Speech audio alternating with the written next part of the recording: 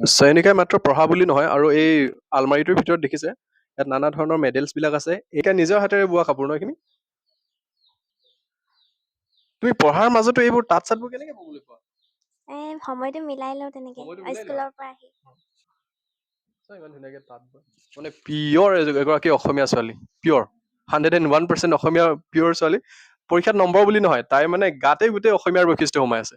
আইতা আৰু ককা ছোৱালীজনী যে ইমান কষ্টত বাপেক মাকে পঢ়ালে, আমিতো ককাক আইতাকে একো দিব নোৱাৰো। চয়নিকা দেউতাই কি কৰে? ৰাজমিস্ত্ৰী কৰে। দেউতাই ৰাজমিস্ত্ৰী কৰে। মায়ে কি কৰে? মা ৱাৰ্ড মেম্বাৰ হয়। পঢ়া শুনাৰ ক্ষেত্ৰত আটাইতকৈ ডাঙৰ সমস্যাটো কি তোমাৰ? কিন্তু মানে মোৰ কেতিয়াবা পঢ়িবলৈ মন নাযায়, সেইটোৱে মোৰ সমস্যা। তাইৰ সমস্যা আকৌ বেলেগ ধৰণৰ। এয়া যথেষ্ট ভিতৰ আৰু বোকাময় ৰাস্তা, একদম সেইফালে পথাৰখন দেখিছো। এইফালে আমি গৈ আছো চয়নিকা সোণোৱালৰ ঘৰলৈ। বহুতখিনি ভিতৰত ন? আহি চয়নিকাহঁতৰ ঘৰত পালোহি, চয়নিকা সোণোৱাল। তাই এবাৰ মেট্ৰিকত কি ৰিজাল্ট কৰিছে তাইৰ মুখৰ পৰা শুনিব।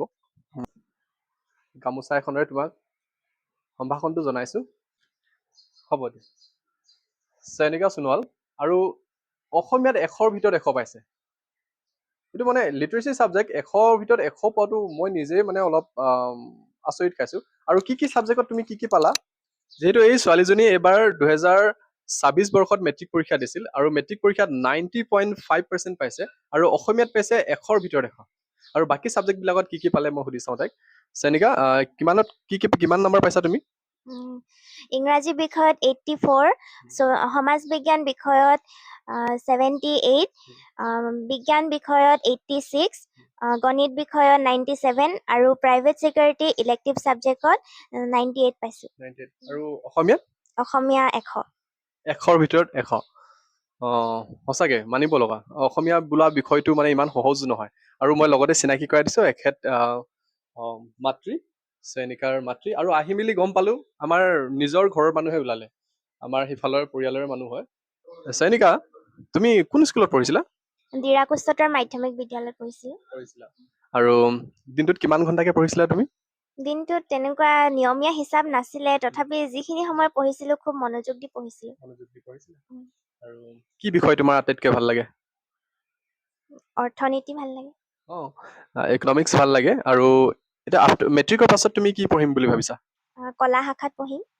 আৰু কোন স্কুলত যাবা? দিৰাক উচ্চতৰ মাধ্যমিক বিদ্যালয়তে পঢ়িম। আমি ভগৱানলৈ প্ৰাৰ্থনা কৰিছো, তাইলৈও বহুত শুভকামনা জনাইছো। তাইৰ ভৱিষ্যত যাতে আৰু উজ্জ্বল হয়, আমাৰ নাম যাতে আমি তাইক লৈ যাতে আমি ভৱিষ্যতে গৌৰৱ কৰিব পাৰো। আৰু তোমাৰ পঢ়া শুনাৰ বাহিৰে আৰু কি ভাল লাগে? কবিতা লিখি ভাল লাগে। কবিতা এটা গাই শুনাবা। অশ্ৰু ধৰাৰ সন্তান, ধৰাই আমাৰ আলয়, সেই হিচাপত হৈ পৰো আমি ৰঙত ৰঙীন। কিন্তু ৰঙেই জানো আমাৰ জীৱন?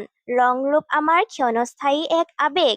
ৰং ৰূপৰ অন্তত দুখৰ মুহূৰ্তত চকুৰে নিগৰি আহে মুকুতাৰূপী পানীৰ কণিকা অশ্ৰু। ডাৱৰৰ বিন্দু বিন্দু কণিকাই যিদৰে ধৰাৰ পৰা ধৰালৈ নামি আহে, তেনেদৰে মনৰ যাতনাক দমাই ৰাখিব নোৱাৰি চকুৰে নিগৰি আহে পানী। Mind blowing. মানে তাই যিটো কবিতা কৈছে প্ৰতিটো শব্দত মানে ইমানখিনি ৰস লুকাই আছে। মই আচৰিত। ক্লাছ 10ৰ student, student of class 10 just, মানে আচৰিত। সেইকাৰণে অসমীয়াত 100ৰ ভিতৰত 100 পাইছে। ইমান এটা হেভি লিটাৰেচি তাই ঢালিছে। আৰু চয়নিকাক যদি আৰু পঢ়াৰ বাহিৰে তুমি কবিতা লিখা আৰু বিহু চিহু কিবা কৰা নাই? বিহু তেনেকে সোণোৱাল কছাৰীৰ পৰম্পৰাগত লোকনৃত্য লগ বিহু নাচি পাইছো, লেচেৰি নাচি পাইছো। সোণোৱাল কছাৰী পৰম্পৰাগত লোকনৃত্য শব্দবোৰ শুনিছে নাই? চ' এইবিলাকে তেখেতৰ লিটাৰেচি দম। জুবিন দাৰ গান গাই ভাল পোৱা নাই? অলপ চলপ গাওঁ। গান এটা গান গাই দিয়াচোন অলপমান। তুমি চোৱা যেতিয়া দুচকু তুলি মোৰ আকাশ ভাঙি নামে বিজুলি, ৰ'দে হাঁহে ফুল ফুলে কত কথা ক'লে তুমি চুলে যে বসন্ত ধুমুহাও যে প্ৰশান্ত তোমাৰ মাজতে জীৱন্ত সৃষ্টিৰ অপৰূপনন্ত। ধন্যবাদ। তাই 5টা বিষয়তে লেটাৰ মাৰ্কছ পাইছে 90.5%, আৰু অসমীয়াত পাইছে 100ৰ ভিতৰত 100। তেখেতৰ তাই মাতৃৰ ওচৰলৈ আহিছোঁ আমি। আহ, পঢ়াৰ সময়ত কেতিয়াবা নপঢ়ো বুলি আমনি কৰিছিল নেকি তাই? তাই এনে উৎপতীয়া নে একদম শান্ত স্বভাৱৰ? তাই ইমান উৎপতীয়া নহয়, শান্তই আছে। ৰাতিপুৱা কেইটা বজাত উঠে তাই? তাই দেৰিকে উঠে, অ। 6:30মান বজাত উঠে। ৰাতি কিমান সময়ত শুৱে? ৰাতি 10:30-10টা বজাত মানে একদম পঢ়াত দিনৰ দিনটো বহি নাথাকে মানে। পঢ়ি নাথাকে, যিকণ পঢ়ে অলপ এনেকে পঢ়ে আৰু। এইটোৱে কৈছো যে ঘণ্টা জুৰি ঘণ্টা পঢ়িবলৈ দৰকাৰ নাই। ছটাহে ছাবজেক্ট মেট্ৰিকৰ ষ্টুডেণ্টৰ বাবে কৈছো। যিখিনি সময় পঢ়া সেইখিনি খৰচি মাৰি পঢ়িব লাগে। চয়নিকা, কি হোৱাৰ সপোন তোমাৰ? সপোনটো কি? অধ্যাপিকা হোৱাৰ সপোন আছে। প্ৰফেচাৰ বাইদেউ হ'ব তেখেত। তো মেট্ৰিকৰ পিছত হায়াৰ ছেকেণ্ডেৰী কৰিব লাগিব, তাৰপিছত গ্ৰেজুৱেশ্যন, তাৰপিছত মাষ্টাৰ্ছ, হয় নাই? তাৰপিছত আকৌ PhD। তোমাৰ দীঘলীয়া যাত্ৰা এটা আছে দেখোন। হয়। আমি মাক দেউতাক আৰু ছোৱালীজনী আৰু ল'ৰাটো। মাক দেউতাক, ছোৱালীজনী, ল'ৰাটো, সৰু পৰিয়াল। চয়নিকা, তুমি পৰীক্ষাত লিখা যিকোনো এটা উত্তৰ অসমীয়া বহীখনত লিখা কিবা ধৰণৰ উত্তৰ এটুকুৰামান ক'ব পাৰিবা নেকি? মানে তোমাৰ লিখা পেটাৰ্ণটো কি এনেকুৱা যে তুমি 100ৰ ভিতৰত 100 পাইছা? বৰগীতৰ মূল ভাৱ লিখিব আহিছিলে। বৰগীতৰ মূল ভাৱ কৈছে তাই। যেতিয়া বৰগীতৰ মূল ভাৱ লিখা যায় বা যিকোনো কবিতাৰ মূল ভাৱ লিখা যায়, তেতিয়া প্ৰথমতে কবিজনৰ নামেৰে সৈতে আৰম্ভ কৰিব লাগে।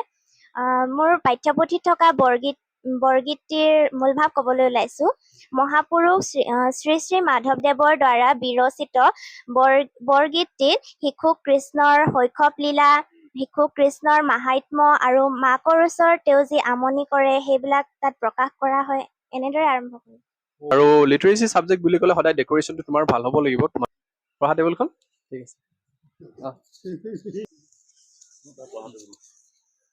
এয়া চয়নিকাৰ বেডৰুম। এই সৰু টেবুলখনতে তাই পঢ়ে। অসমীয়া আখৰ চোৱা তাইৰ অসমীয়া আখৰবিলাক দেখুৱাইছো মই। চোৱা কিমান চাফা। বহীখন চোৱা কিমান চাফাকে নোট কৰিছে সেইবোৰ।